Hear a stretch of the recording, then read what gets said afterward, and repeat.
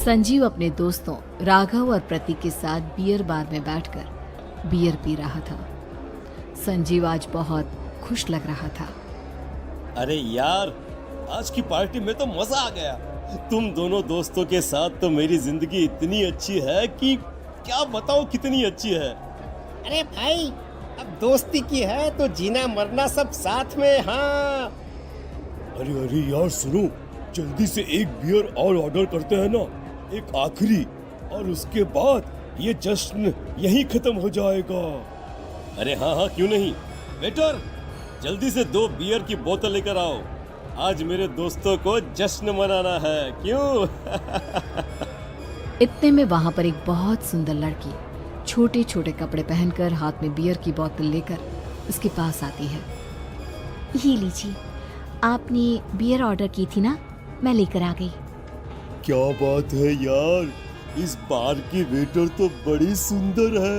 अब बियर लेकर आई हो तो अपने हाथों से ही पिला दो ना। हाँ, क्यों नहीं, जैसा आप बोलोगे मैं वैसा ही करूँगी। क्या बात है यार, अब तो लगता है रोज यहीं आना पड़ेगा।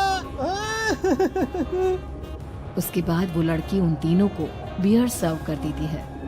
पार्टी करने के बाद वो तीनों अपने अपने घर जाते हैं। प्रतीक, संजीव और राघव को उनके घर छोड़कर जैसे ही अकेला अपनी कार में आकर बैठता है तो अचानक उसे एहसास होता है जैसे उसकी कार की पीछे वाली सीट पर कोई बैठा हुआ है।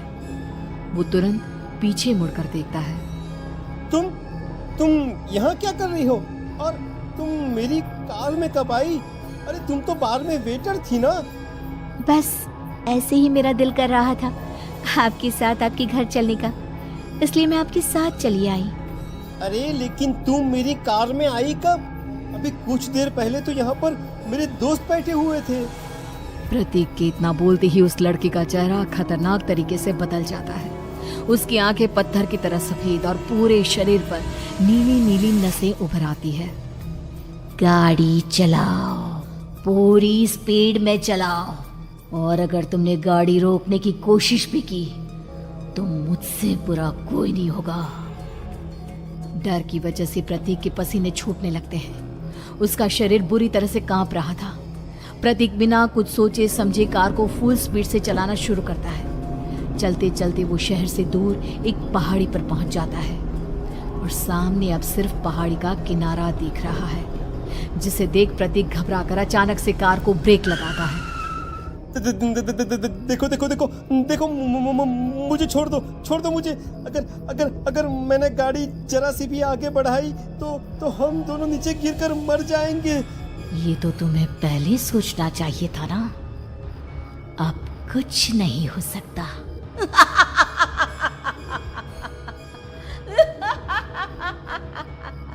छोड़ दो मुझे।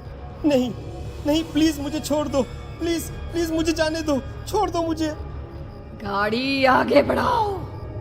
और तभी अचानक से बिना प्रतीक के स्टार्ट किए उनकी कार आगे बढ़ती है और गहरी खाई में गिर जाती है। उसके चीखने की आवाजें चारों तरफ सुनाई देती है।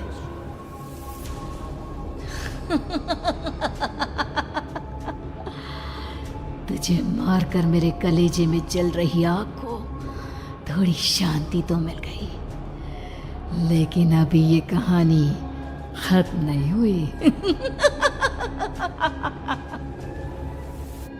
और फिर अगले दिन राघव और संजीव को पता चलता है कि प्रतीक की पहाड़ी से नीचे गिरकर मौत हो गई। अरे कल रात की तो बात है यार, हम सब बैठकर पार्टी कर रहे थे, लेकिन मेरी एक बात समझ में नहीं आ रही।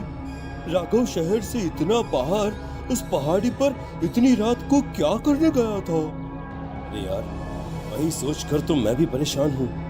हम दोनों को छोड़ने के बाद तो वो सीधा अपने घर जाने वाला था, और वो आत्महत्या क्यों करेगा भाई? कल रात तक वो कितना खुश था, हमारे साथ सेलिब्रेट कर रहा था। हाँ, लेकिन पुलिस ने तो यही कहा है कि प्रतीक ने अपनी कार को जानबूझकर पहाड़ी से नीचे गिरा दिया और आत्महत्या कर ली। अरे यार संजीव, मेरी तो कुछ भी समझ में नहीं आ रहा है। चल ठीक है, अब मैं अपने घर जाता हूँ। Okay, bye. राघव अपने घर में अकेला था। दोपहर का वक्त था। तभी दरवाजे की घंटी बजी। कौन है? अरे एक मिनट रुको, अभी आता हूँ। राघव ने जैसे ही दरवाजा खोला उसने देखा कि सामने एक बहुत खूबसूरत लड़की खड़ी हुई है। कौन है आप और यहाँ किससे मिलने आई हैं? देखिए ना, बाहर बारिश शुरू हो गई थी, मेरी गाड़ी खराब हो गई है। आपका घर नजर आया तो सोचा कुछ हेल्प ले लेती हूँ। क्यों नहीं, आइए ना, आइए आइए।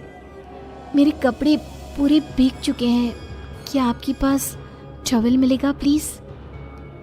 राघव अपने बाथरूम से एक टॉवल लाकर उस लड़की को देता है। थैंक यू सो मच, अब मैं चलती हूँ। अरे इतनी क्या जल्दी है? आप चाहे तो बारिश रुकने तक यहाँ पर रुक सकती हैं। हाँ। लड़की ने पलटकर राघव की तरफ देखा। नहीं, मुझे जाना होगा, मेरा काम बाकी है। और वो वहां से चली गई। उस लड़की के जाने के बाद राघव अपने बाथरूम में नहाने के लिए गया और जैसे ही उसने बाथरूम में देखा तो उसका टॉवल वहीं पर लटका हुआ था। उसने टॉवल हाथ में लिया तो देखा कि उसका पूरा टॉवल खून के धब्बों से सना हुआ है। अरे अरे ये क्या? ये टॉवेल तो मैंने उस लड़की को दे दिया था। ये वापस मेरे बाथरूम में कैसे आ गया? और इस पर ये खून के धब्बे कहाँ से आ गए? राघव ने आईने में देखा तो उसकी गर्दन पर एक बड़ा सा चाकू का कट लगा हुआ था जिससे खून बह रहा था, जिसे देख राघव के होश उड़ गए। हाँ, अरे ये क्या? मेरी गर्दन इतनी ज्यादा कटी हुई है और मुझे दर्द भी नहीं हो रहा है। ये क्या हो रहा है मेरे साथ? राघव घबराकर बाथरूम से बाहर आया और अपना मोबाइल उठाकर उसने संजीव को फोन लगाया। संजीव जल्दी से मेरे पास आ जाओ। मुझे लगता है कुछ बहुत बड़ी गड़बड़ है, जल्दी आ जाओ। उधर से आवाज आई, लेकिन वो आवाज संजीव की नहीं बल्कि एक लड़की की थी। कुछ अजीब नहीं हुआ है, बस तुम्हारी मौत तुमसे मिलने आई थी और तुम्हें मारकर चली गई। अब तुम इस दुनिया का हिस्सा नहीं हो राघव, इसलिए तुम्हें अपनी गर्दन के कटने का दर्द भी महसूस नहीं हो रहा। नहीं, ऐसा नहीं हो सकता, ऐसा नहीं हो सकता। कौन हो तुम? तुम्हारी मौत। अब संजीव के पास खबर पहुंचती है कि राघव ने अपने ही घर में चाकू से गर्दन काटकर आत्महत्या कर ली। ये सुनने के बाद संजीव के होश उड़ गए। वो पसीने से तरबतर हो गया और एक अनजाना डर अब उसके दिल को सताने लगा। संजीव के साथ ही उसका एक छोटा भाई राजीव भी रहा करता था। अपने भाई को इस तरह परेशान देखकर राजीव उसके पास आया। अरे भैया, क्या हुआ भैया? आप इतने घबराए हुए क्यों लग रहे हैं? प्रतीक और राघव की मौत, मेरा मतलब मेरी कुछ समझ में नहीं आ रहा भाई। अचानक से मेरे दोनों दोस्तों ने आत्महत्या क्यों कर ली? अरे वो तो मेरी भी समझ में नहीं आ रहा है भैया। हाँ, हो सकता है कि कोई परेशानी होगी और इसीलिए उन्होंने ऐसा किया होगा। हाँ, लेकिन दोनों की जिंदगी में एक साथ परेशानी और दोनों का इतनी खतरनाक तरीके से आत्महत्या करना, कहीं ऐसा तो नहीं मैं भी मर जाऊंगा?